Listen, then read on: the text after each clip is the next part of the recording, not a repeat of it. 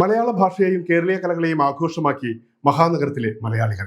14ാം മലയാളോത്സവത്തിന്റെ grand ഫിനാലെയായ കേന്ദ്ര കലോത്സവം മലയാളി പ്രതിഭകളുടെ സംഗമവേദിയായി. മലയാള ഭാഷാ പ്രചാരണ സംഘം സംഘടിപ്പിച്ച കേന്ദ്ര കലോത്സവത്തിന് ചെമ്പൂർ ആദർശ വിദ്യാലയത്തിൽ പരിസമാപ്തിയായി.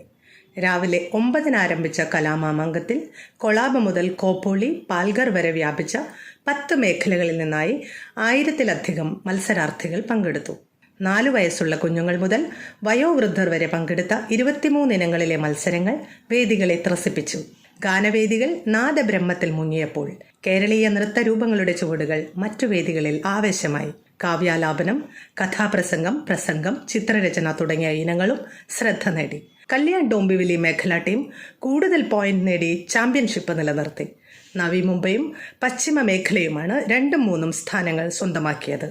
മറുനാട്ടിലും മലയാളത്തിന്റെ കലാപൈതൃകം തലമുറകളെ ബന്ധിപ്പിക്കുന്ന ഉത്സവമായി മലയാളോത്സവം വീണ്ടും മാറുകയായിരുന്നു.